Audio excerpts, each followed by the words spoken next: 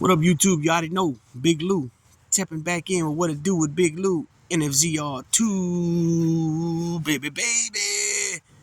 Good morning, coming from the West Coast, West Side, West Coast.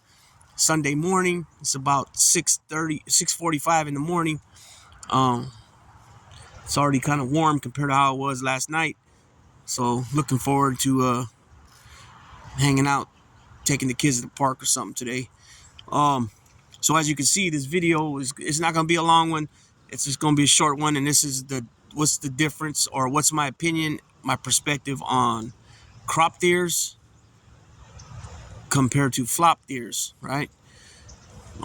So crop deers, you got the American Bullies, American Pit Bull Terriers, Staffordshire Terriers.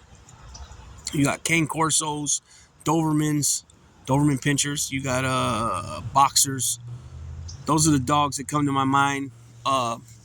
That you know, that you get your dog's ears done, cropped.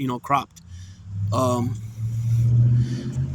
I don't believe. I seen one dog compete recently in the bullies with the ears not cropped. But as far as when it comes to the boxer and Dobermans, I don't believe you can show them without um, their ears being cropped. I could be wrong on that. If I am, somebody correct me in the comment section. Does the AKC or the UKC allow you to show a Doberman or a boxer without their ears cropped? And then also too, Dobermans. I'm not sure about boxers, but Dobermans also their tails get cut. You know what I'm saying? But so American Bullies, giant pit bulls, right? The XL, the extra large one, like what I have with Daisy, because they have these other ones, they're miniature ones. They call them pockets. Um, they call them pockets.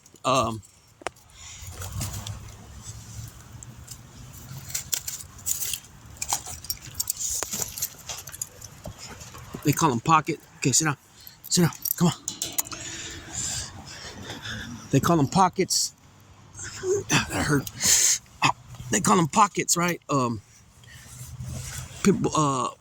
Pocket bullies, and those ones are the real short ones, and they got ones even smaller than that, and they look way different.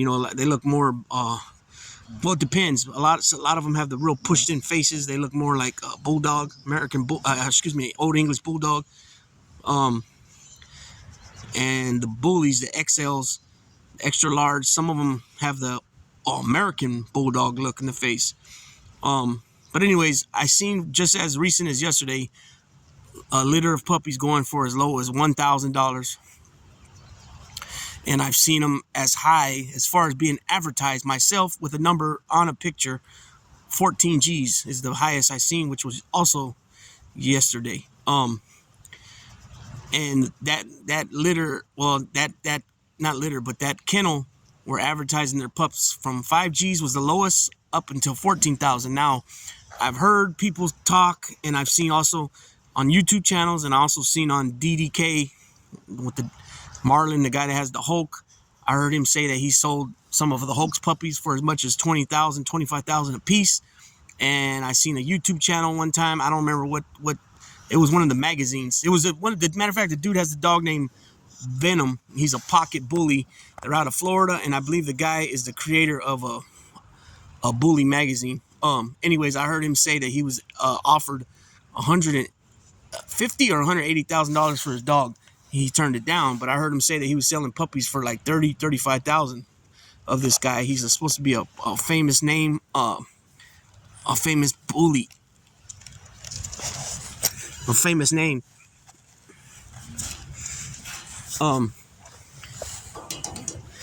And the reason I say that is because recently I've been seeing, now that I've been, researching and looking at a lot of people's kennels, and seeing their pedigrees on a lot of the upcoming litters and puppies that they're having.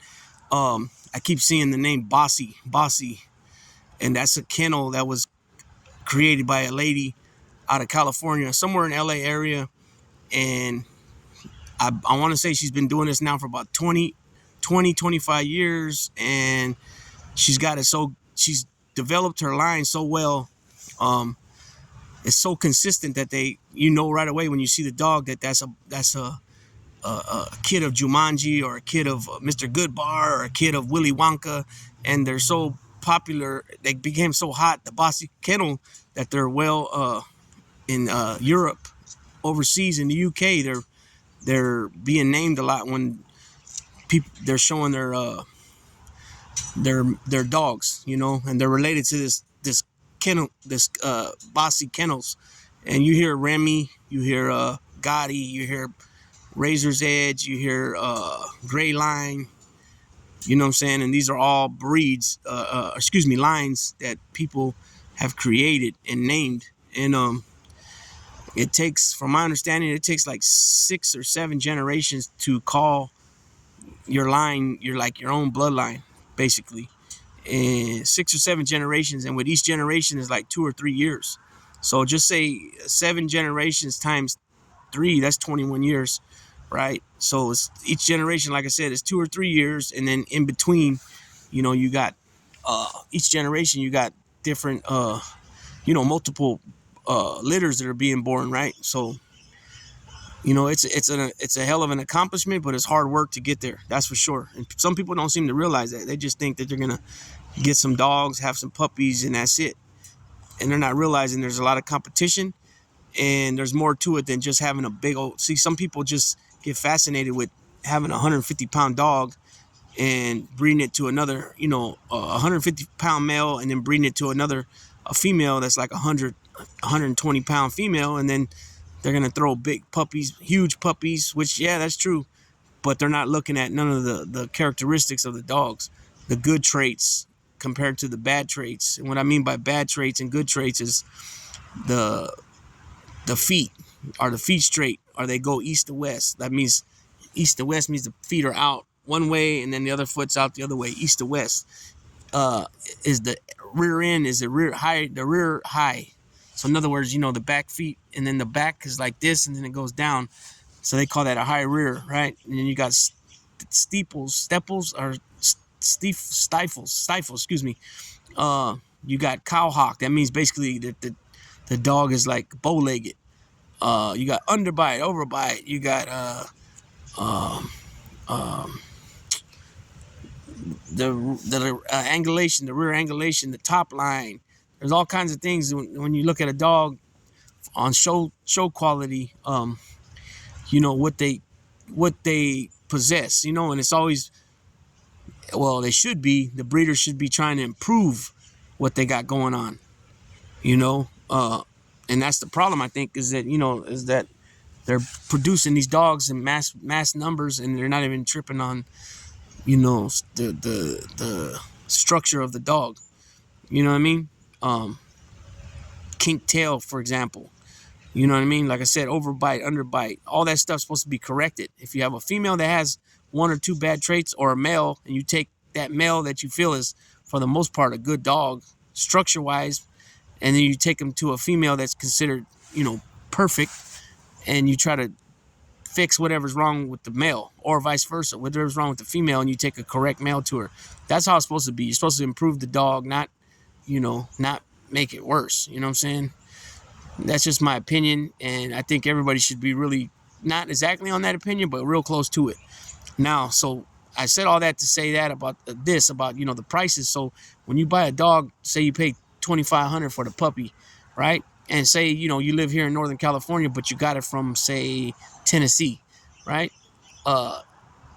Most breeders, a good breeder ain't gonna let the puppies go until they're like, I'd say, like 3 months old, right? You figure they can't go nowhere anyways until they're weaned from the mom. So you're talking 6-7 weeks old. It's between 6 and 8 weeks, we'll say. They get weaned off their mom around probably 5 weeks. They start eating dog food, more solid food, not just milk, right? Usually they wean them, because you got to keep in mind they're starting to get, teeth are growing, and they're starting to cut the mom when they drink, and she starts getting fed up with them after a while too, because literally they suck the life out of the mother, right? Mom before getting pregnant could have been 100 pounds, and then after she dropped 6 puppies or 8 puppies, and she's nursing them, she's ribs are showing, right? She's thin, and that's because giving birth and all that. And then usually takes about a month. I would say probably a month to bounce back after the puppies are done feeding off her and they're winged and all that. So you got this money invested, $2,500 in the dog, and like I said, you live in California, the dog came to you from Tennessee or Alabama, wherever, over that way, North Carolina. You're probably looking at another, we'll just say 500 to 1,000 to get it here, because I've heard different prices, right? So we'll say 750 to let's round it off, 750, right? So 750 plus 2,500 is what you pay for the dog. So you're looking at 2,250 or 3,250, $3,250, right? Okay. Then the rabies license, ears, get the ears done. Now you're looking at another 500, right? So now you're looking at almost $4,000, right? And then now you still haven't even fed the dog. You haven't got the dog leash, collars, harness, food bowls, water bowls, dog food. You're looking at another probably I say 500, all right? Toys, chew toys, act toys for exercise, all that. We'll say another 500. So you're looking at what is that? Almost, we'll say $3,800. $3,800, right? And then you gotta feed them for the year. All that costs. So before you can even breed her, if you have a female, you've already spent about probably $6,000. 2 years of feeding her, right, on top of the shots, about $6,000. And then the first litter, you're not really gonna get too much money out of it, because you have nothing to show for it, nothing to prove that this is what kind of puppy she throws, right? So anyways, now that you got the ears done, you got more money invested into the dog, right? So when people get the ears done, in my opinion, like with Daisy looked like a totally different dog now. I believe that when you do the ears, it brings out the head, the head size more. Like in Daisy's, she's got the white face with the gray over her eyes. I think that brings out her head more. It brings out the whiteness, her markings. It just sticks out better. It just brings out the dog better. It just gives it more of that look. What we're trying to make it have, that look, that bully look, what they call, right? The mean look, even though she's not mean. And like for example with her, she had big old huge ears, Dumbo ears. A lot of the bullies come like that. They come with big old freaking ears. And for example, Little Lou's dog, she's a Staffordshire. She has real small ears, So I think if Daisy would have had smaller ears, I probably wouldn't have had them cropped. But the fact that you want the dog to have a certain look, it is what it is, right? I know some people say, oh, it's inhumane and this and that, which to each his own on that too. Everybody has entitled their opinion, but I just believe you have a certain dog, you want that certain look, that look. Because I'll be real, sometimes some of the bullies, until they pop, sometimes they look skinny, right? They look real thin and skinny until they get a certain age, and then they poof, right? Which we call pop. With Daisy though, she's already like big. You know what I mean? She's not gonna. She's not gonna be one of those ones that go through that stage where they're real thin and lanky, and then all of a sudden, 2 years old, they finally poof, pop. But if you go to the pound and you see the bullies that they have in the pound, how many times have you seen one with the ears cropped? I can only remember one time I seen one with ears cropped. Every time I seen bullies there, they've always had their ears. They were flopped ears, right? If you spend money on a dog, right? You spend money on a dog and then you get the ears done, I believe you're gonna go out of your way to figure out a way to keep it by any means necessary. Now these people you see that, well, not these people, but you see these dogs, these pit bulls, Staffordshire, American Pit Bull Terriers, and bullies that sometimes are in the pound. They